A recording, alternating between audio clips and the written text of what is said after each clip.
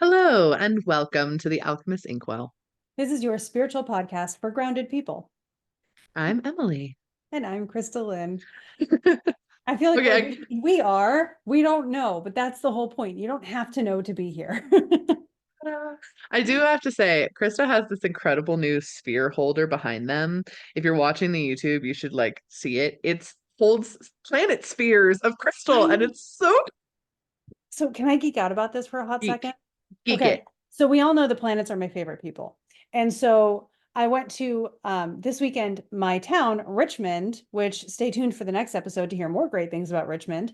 But in Richmond, we had in the same weekend, the weekend before I go to this amazing trip with you, Em, and all of our travelers to Italy over my birthday. It's like Richmond was like, hey, gonna miss you for your birthday. Here, have an Herbs Galore festival with the following day, a Crystal and Rocks festival. And so I was going nuts building my herb Double garden woot. because I now have a home that I can build a garden in. And I was going nuts getting Mercury themed stones because Mercury is going to be my Time Lord. I got topaz. That's gorgeous. Nice. It's so And I'm pretty. I'm building my relationship with Mercury and basically saying, hey, Mercury, we're going to be friends for the next year. Please be nice. So I also found this though, and it had spheres on it, and I thought it was just a display. And I walked over to the person. I was like, I know this is the last day. Can I buy this? And she was like, oh, I actually have more. They're for sale. It holds 7 crystal spheres. There are 7 traditional planets, and I am so excited. I already have one for Mercury and the sun up there, and I can't wait to get the rest going. And it looks really pretty up there too. So all the planets will be represented in a, like, it even looks like a solar system. It's so cool. I'm very, very pleased. It's real cool. Yeah. You should be incredibly pleased. It's very fantastic. I love Yep. it. Also just gonna say, guys, we're out of Mercury retrograde. Yes, solidly. Yep. It's Mercury has official. picked up and moved.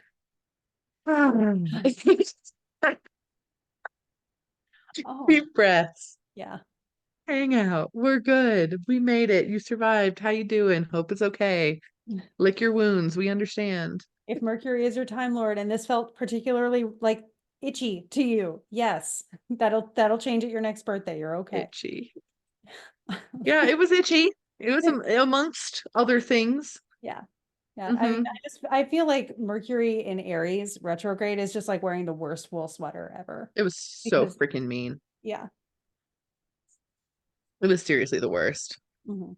I hated it. Yeah. It's gonna Oh, be well, this is a very fun episode because we're Mhm. recording this. I literally leave for Italy tomorrow from when I'm Mhm. recording this, And I which leave is, on Thursday. and you live on Thursday. So we get to see each other. The next call we have is in person with each other, which is kind of fun. We're Yeah. excited about that. Yeah. Um, yeah, we're about to head to Italy, so we're really excited. It's kind of barely sunk in. We just launched the Egypt trip this morning of when we're recording it, Yeah. and we need to be we're both a little in shock. First, I'm gonna just preface that. Um, that trip sold out in 10 minutes. Mhm. And thank you. I know. Like that has nothing to do with us. That is just really nice people saying, "Hey, I like what you're doing. I want to support it and I want to come too." And it's just so cool because it's like, "Oh my God, we're going to be friends with all of these people." I And I know. cannot wait to some of them are repeat travelers that we were sitting there as the list was filling up because it only took 10 minutes. So it was just like, oh, there are more, there are more. And we were just screaming the names as they appeared, Hmm. the people that we already know or people that we're familiar with because we've been able to work with them through Patreons or Sacred Spaces or whatever. You have no idea how excited we are that you're going to be on this trip. It's Hmm. so amazing. Yes, there is a wait list already, and you can join it if you want. We do encourage you though, if you're really excited to travel with us, anywhere is going to be magical. The world is magical. We will show you how to make every location as magical as it can be. And we do have spots still available in Japan if you want to go sooner rather than later. And we do have more trips we will be launching soon-ish as well. Hmm. Yeah, and I would say I do recommend getting on the wait list, even with the previous Egypt trip, which also sold out. That one sold out in I think a day and a half, Yeah. which by the way is so odd for our trips. Usually they don't sell out that quickly. That's why we're like, Yeah. wow, like thank you. Also, we're so excited to get to go back to Egypt and take you to these incredible places and help you activate through things that we got to activate through and have new activations ourselves. And it's freaking incredible. Mhm. Beside the point, do hop on the wait list. We do have cancellations. It does happen. Yeah. We've had cancellations, I think, pretty much on all of our trips and pulled people from the wait list and things like Yeah. that. So if you are like, oh yes, like I really am dead set on that, just wait list. That's totally fine. Just keep an eye Can't, on your email because we will yeah, be the ones letting you know when a spot opens up. It's not like an automatic thing. So we'll let you yeah. know as soon as we can. And the spot is just open. You just got to slide right in and grab it. hmm Yeah, and we can't by any means guarantee that you're going to get on there on the wait list because we're really like we don't know, and we hope that everyone who signed up can come and nothing happens there, and we love that.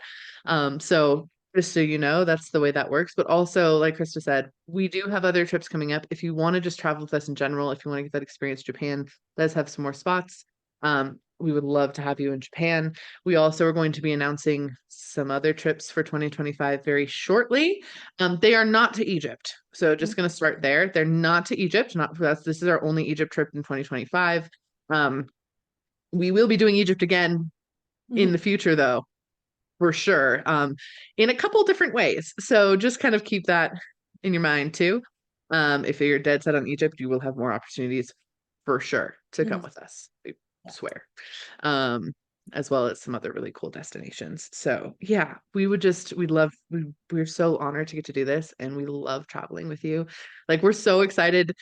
I mean, all weekend I've been preparing for Italy and getting so excited and touching up on stuff and talking to La Costa and like just I'm so on a personal note, Italy is like specifically Rome is a place is one of my places obviously in the world where I'm like this is one of my places. So I'm so excited to get to share that.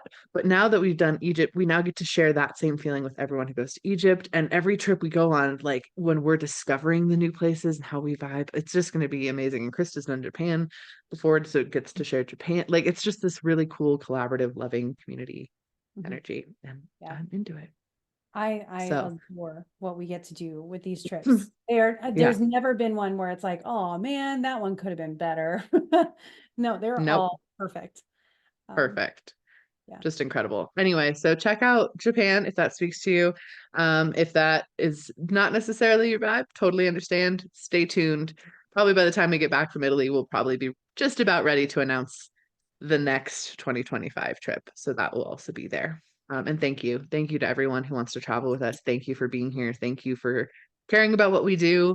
Thank you for letting us witness and be part of your spiritual transformation and your journey. It's truly one of the greatest honors of my entire life. Mhm. I'm speaking for me on that. I'm sure Krista Oh my also is gosh. the same. Yeah, we both have really busy ninth houses in our charts, which means spirituality and expanding our horizons and traveling and helping to teach people are really important to both of us. It's what we were born for. And this allows us to do all of the things that we were brought here to do in a Mm-hmm. really sacred container. So the gratitude cannot be expressed enough. No, it really, really can't.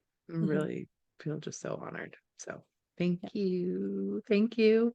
On that note as Uh, well, today is a bookend episode. And when mm-hmm, we get back from Italy, we will be beginning the process of getting ready to open up pitches again for the Forgotten Storytellers. So if you're looking mm-hmm. to work with us, write a book that's going to heal people, heal you, and change the world, that's going to be starting up. And it's a 4-month mentorship with us at like twice a week. So it's super fun. Yeah. On how to write high vibe fiction where you channeling your characters, channeling the world around you, channeling your Develop your worlds that spiritual you're skills. crafting and Yeah. bring those fiction stories to the world. Yeah. We love it. It's so much fun. Mhm. Plus, you get a writing retreat with us, which is also so much fun. Yep. Um, yeah, we have a great time. So, yeah, that'll be, I think pitches are going to open sometime in June. I think it's like June because I know we're starting Yeah, in like August. So we're yeah, giving ourselves a little like the while. middle of June. Yeah. Yeah. So just get that ready or start thinking about it if you are drawn to writing. Yep. We're here to support that. Hmm. Speaking of bookends, let's talk. Let's go bookend. Yeah. How's your Oh man, bookendness been? I've been booking. I've also been So, bookend. right? I've had quite the bookish time. I think this week or this month, I read Seven Deadly Shadows in preparation for Japan, which I Mhm. think if you're going to Japan with us, highly recommend. It's cute. It's got some good stuff going on and it's fun. It's I a read, good toe. It's a good toe dip. It's a nice like yeah. toe dip into like Japanese mythology. It's Mhm. it's nice. Like, and it's Yeah, and it's definitely written for the Western reader yeah. so that you Yeah. can understand. Yeah, it gives you a chance to sort of feel familiarized, which I really like. Um, I also, the book club in my Patreon, we read The Witching Year, which had mixed reviews, which was awesome. One of my favorite things in the Patreon is when someone disagrees with what the book says, and then we all get to have like this big conversation about it. So that was amazing. Um, I also read FT Lucan's new book, which came out, Otherworldly. Oh yeah, how was that? Could have been longer, man, but they always could. Oh. It's that he always, FT Lukens does a really great job doing cute, cozy, really interesting paranormal themes. And in the last two has really done non-binary representation in a way that makes me very happy. And especially with certain decisions I've been going through right now, has made me feel very seen and validated. So I Good. really appreciate how that works, just knowing that in these stories where demons or the undead or different deities come across someone that they find irritating and still don't misgender them, Mm-hmm.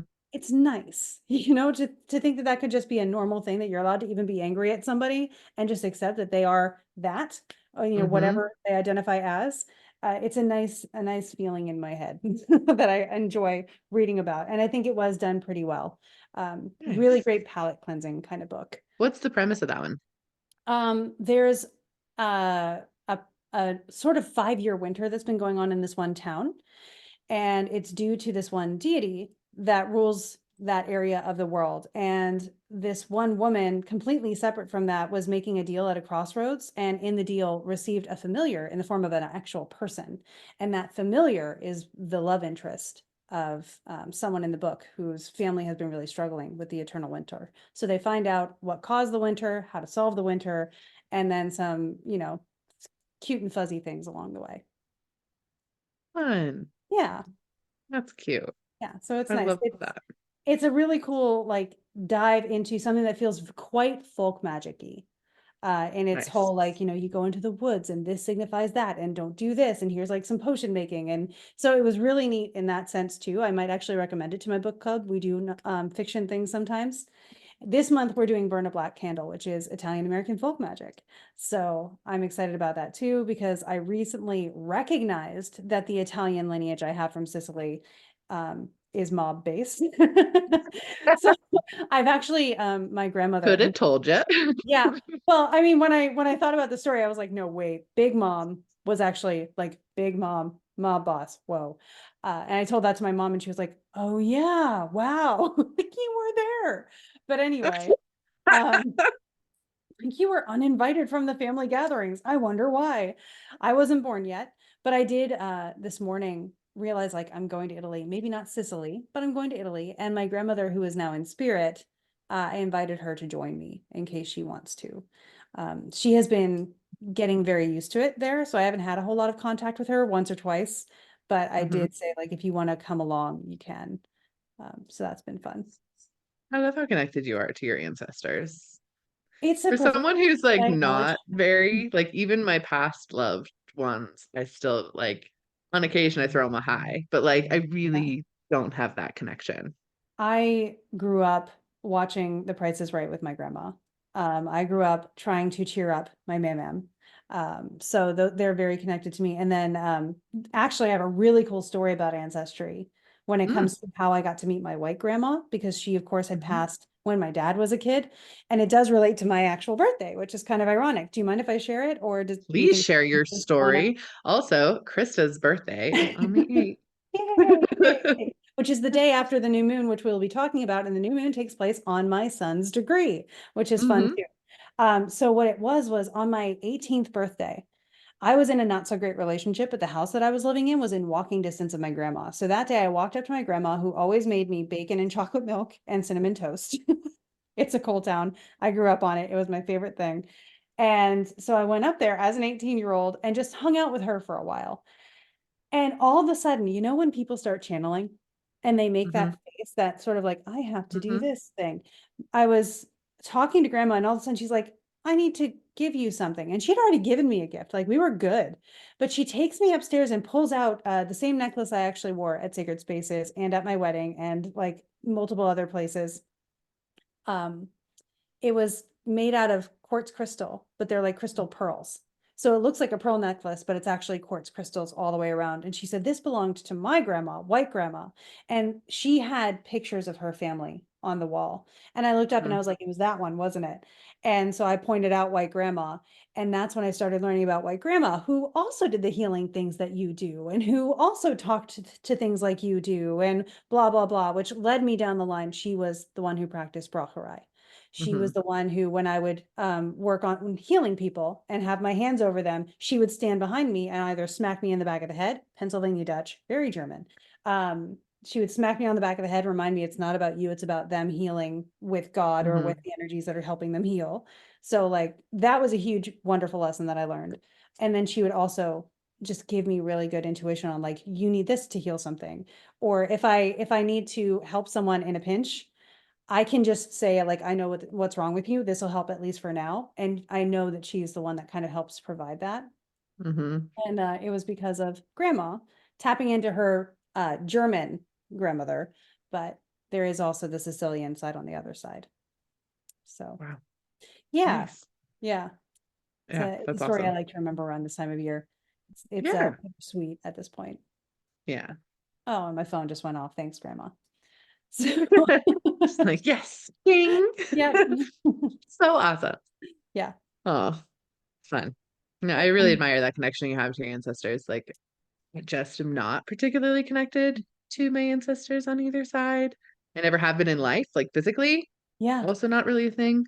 I didn't And realize I even wasn't. after they've passed, like I've had a couple dreams and stuff, but usually the messages, even when I do talk to my ancestors, they're never for me, which is Mhm. fine. I don't need them to be, but they're like for my mom or like Oh for my yeah. dad, you know? Um, Yeah, that's how Mam is. Everything's mhm, like, tell your mom this, tell your dad that. But grandma, it's her and me, which is nice. yeah, Um, yeah, so Burn a Black Candle has been really fun in that sense, just to be like, oh wow, tapping into the folk traditions that I was exposed to just through that was really yeah, cool. I'm also reading the fragments of Nechepso and Pedosiris, and I know that sounds really weird. It's not a fictional book. It's the fragments of the astrologers who are the source that like Valens cites. And so this translation came out and my friend was like, here, because they know how much I love source texts. So I've got that downloaded on my Kindle. And I've got, of course, my Master's in Divinity textbooks as I'm preparing for the first class to launch, which is going to be exciting. nice. Yeah. Yeah, lots of reading. Um, yeah, lots of reading. It was also a pretty big reading month for me too. Plus writing again Mhm. pretty adamantly. We were pretty much instructed with no uncertain terms. That's what we need to be doing this month. So we are, Yeah, with effort and intention. Really excited about that. Okay, it was a really good reading month. Did I talk about the charm offensive last month? I forget if I finished it last month or this month. I think you started it last month, but tell us more. Charm offensive, fantastic. If you love trashy reality television, but just every time you watch it, are like, man, I wish this was queer. This book is for you. Um, I love that. Honestly, it's fantastic. It's obviously someone who's a long time, the author, I think, has to have been a long time fan of The Bachelor because it is a take on The Bachelor, and it's basically called Ever After is the show instead. Instead of getting roses, you get the crowns, and it's you still go on like your group quests versus your individual quests. It's the whole thing, and I love watching The Bachelor with my kids. With my daughters, we really get into it, and just it's really cool because they have this resource to like talk about what is healthy behavior in a dating space and what is unhealthy that can play out before their eyes. So I can actually give examples and be like, do you see how this is manipulation? Do you see how this person is falling for that manipulation? Do you see how this is this? And then they can have better, like be better prepared because they're both, middle schoolers. My oldest daughter's about to be a freshman, which freaks me out, but beside the point.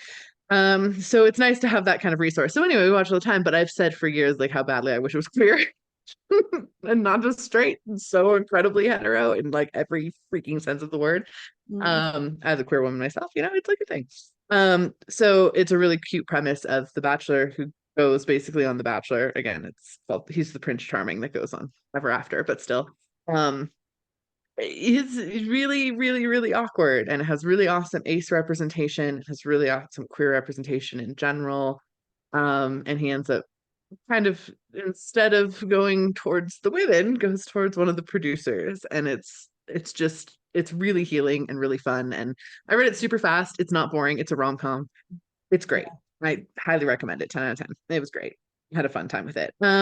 Next I read The Wishing Game by Meg Schaefer.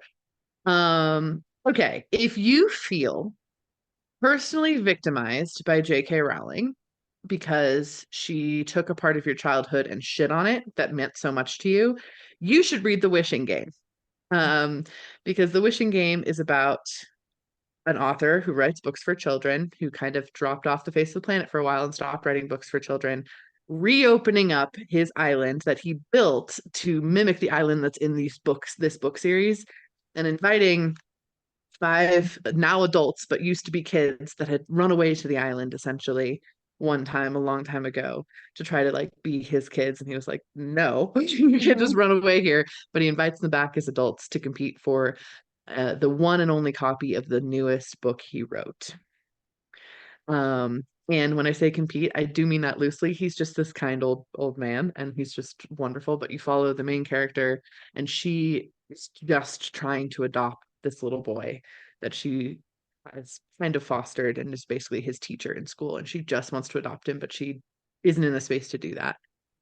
And so she uses the Clock Island books as like an escape for him. She used to escape for herself when she was younger. And it's just this beautiful inner child healing journey where you get to go and meet your favorite author and have the magical experience that you always like wanted as a kid.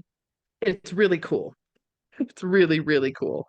So if you feel like J.K. Rowling sucked you over because she did, this will help.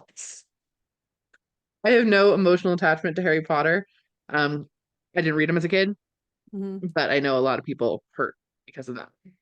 Yeah, I This read helps. them. I think I like grew out of them at a certain point after the by the seventh book. Like I was already like not on the hype train as much anymore. Mhm. But there was a period of time where it was my identity.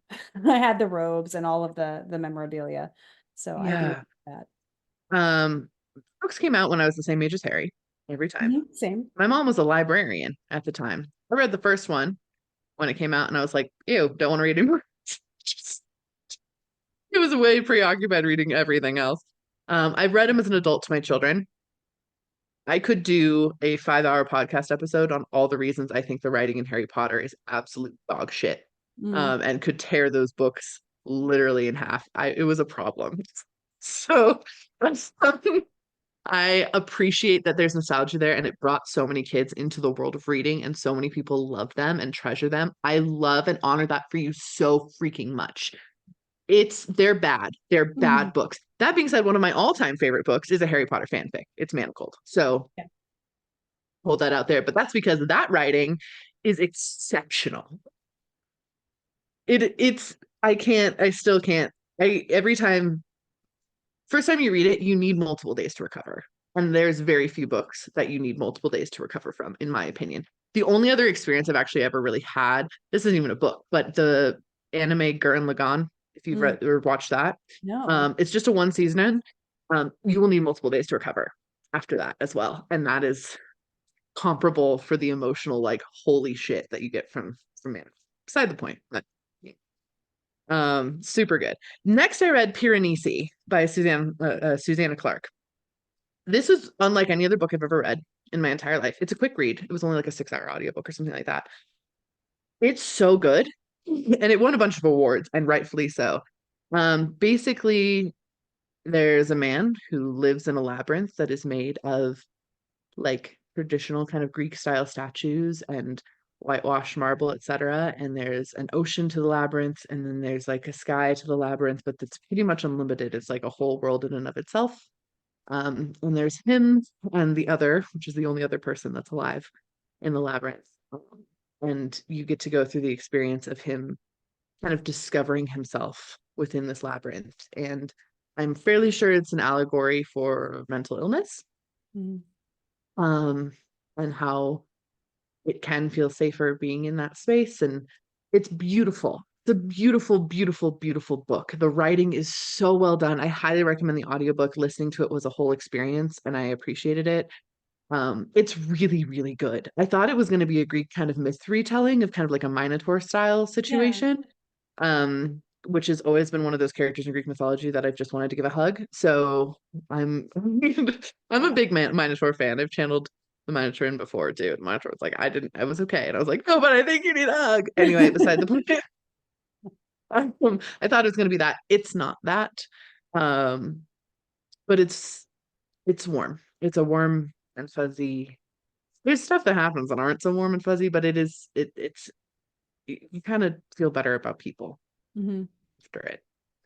And then I read Gideon the Ninth, and I am astonished by this book. And I'm astonished by this book in a craft. So it's by Tasman Muir.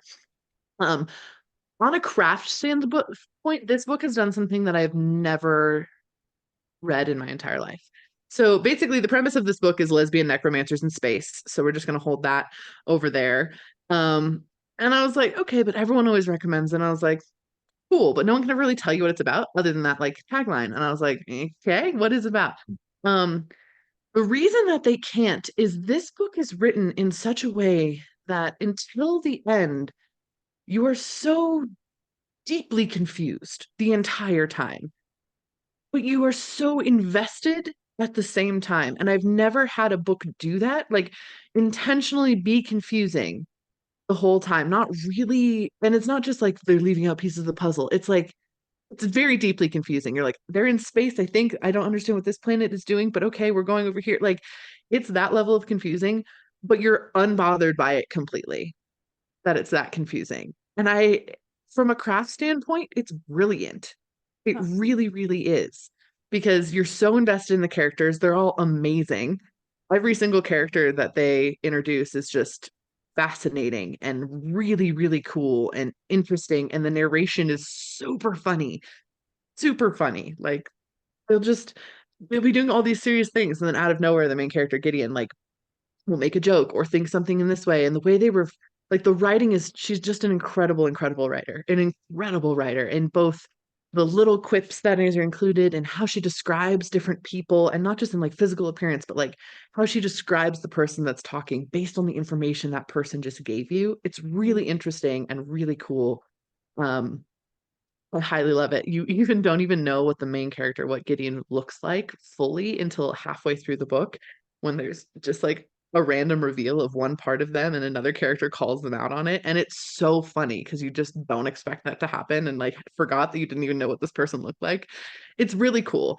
And the necromancer magic that they do, there's multiple different types of necromancer magic. It's really interesting in that way too, of like exploring the soul and after death and how the body and the soul are both elements that could necromancers could kind of mess with, and it's a whole thing. It's really interesting. There's three books in the series. I probably am just going to start the next one, to be totally honest, which is rare for me when it comes to series. Usually I'm like, Yeah. read the first one, we'll see if I pick up the next one.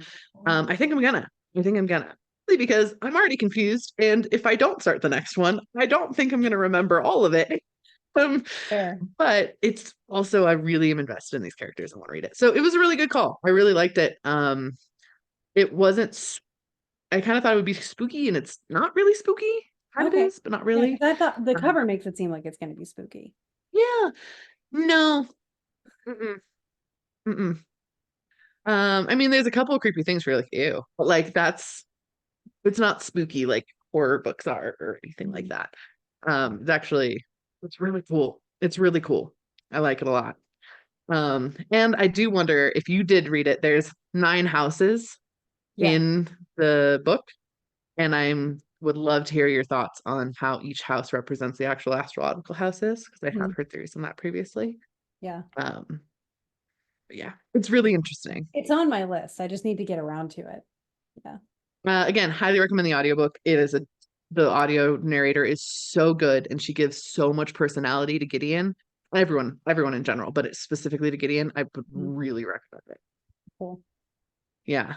Awesome. Um, yeah, it's good. That's what I read this month. And then I'm also um perpetually rereading Agrippina, which is the book that I am pretty much always rereading to get some timeline on Locusta stuff. And I'm also rereading or reading for the first time a book on different myths in different locations around Rome, the city, Mm. predominantly, like where mythology took place. Oh, the Um, seven hills, right? huh? The ones up from each hill. Is that the Yeah, book? from the Yeah. different hills. So there's 7 hills. Technically, there's kind of 8 hills because one was made of pottery. You can still go to that one. Mhm. There's still pottery all over the place, all over Rome, of that make up Rome, basically. And there's different mythology that took place on each of those hills. So just so I can talk more to that, I can give you my own channeling while we're in Rome, of course, as well. But I can also talk more to it through this like actual resource there. So yeah, yeah. Um, they did on the top of Palatine Hill. This is just like a quick aside, which we will be going to the Palatine Hill. If you're on the Italy trip and you're like, oh, this is so cool. I don't know if we're gonna get to see this exact spot, but you can on your free time if you want to go back to the Palatine Hill, go check it out. They actually did find the village that is said to have been founded by Romulus. Mhm. It's where it's at the top of the Palatine Hill, which is where well the emperors lived on the Palatine Hill, but they actually have found the foundations of like his house and other parts of his village, which is really, really cool. And you can go kind of touch it. Yeah. Just like sit there and Which like look at it. I want to do. Hmm. It's really neat.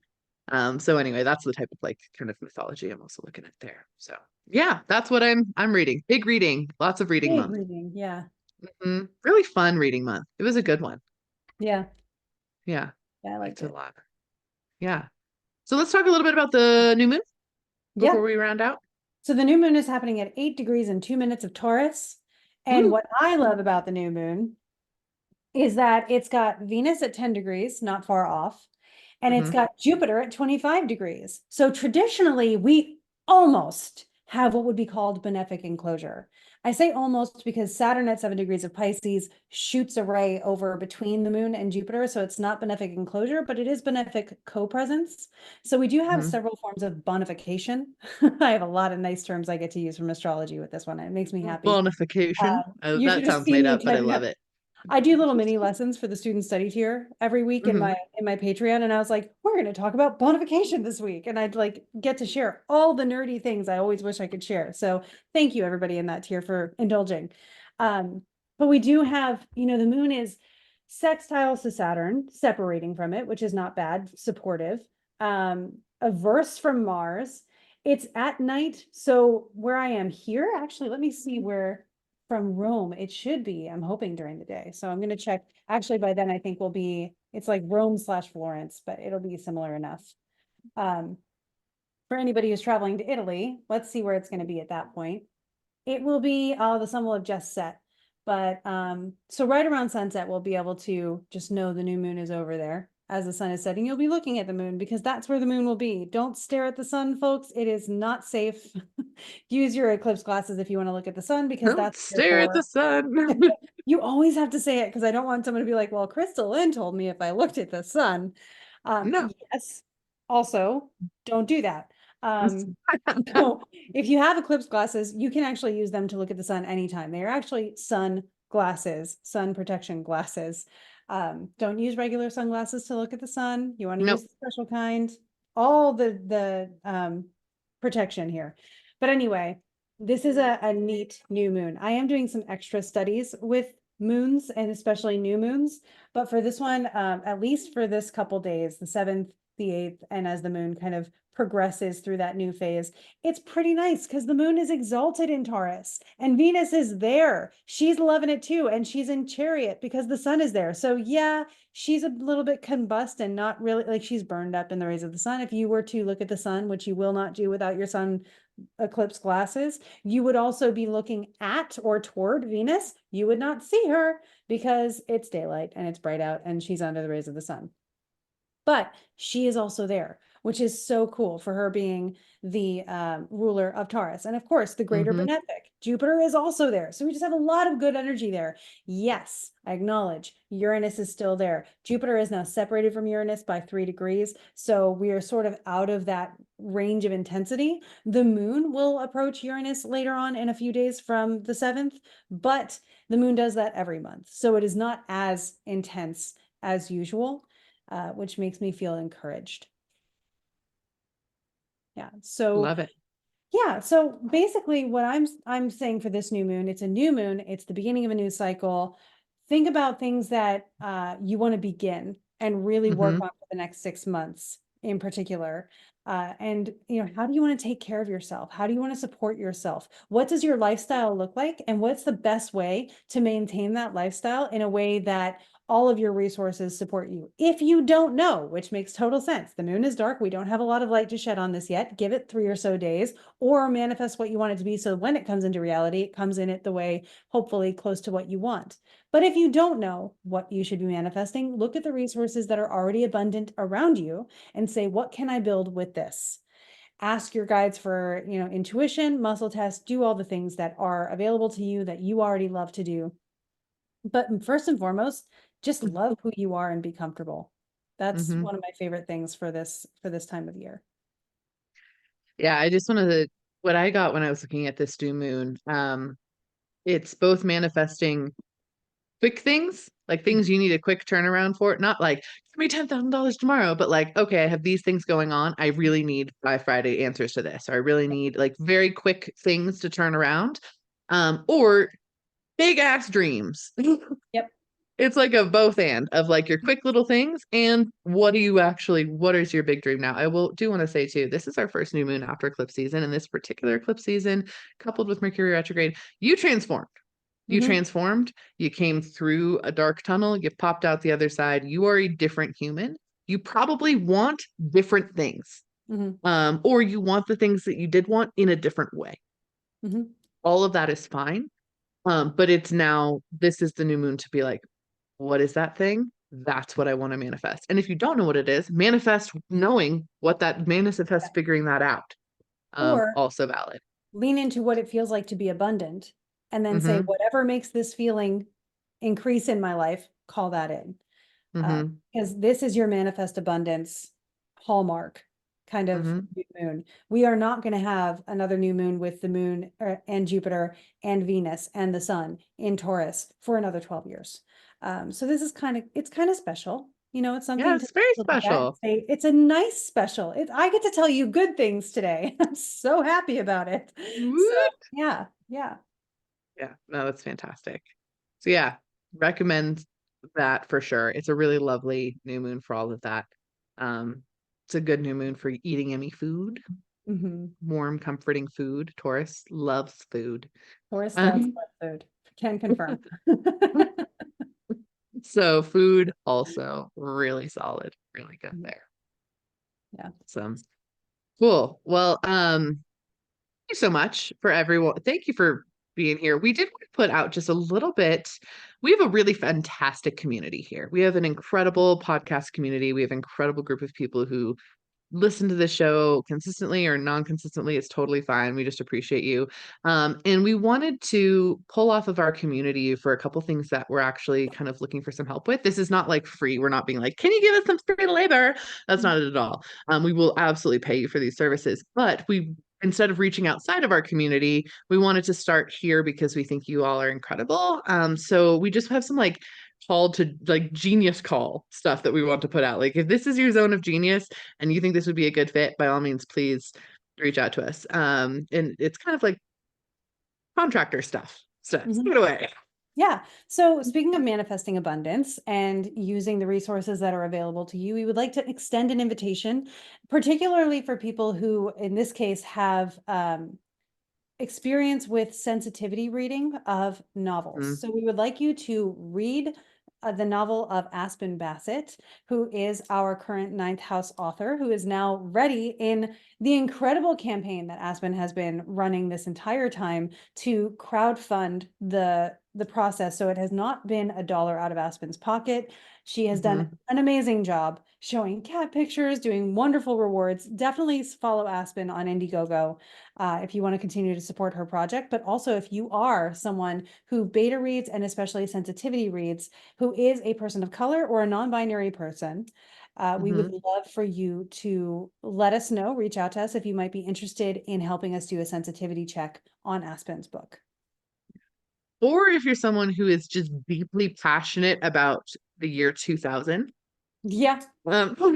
if you are like at trivia nights, you always select like millennial 2000. trip yet, like literally the year 2000, and you're like, oh, that is my life passion. I love that year or the years surrounding that year, all of that culture and pop culture during the time.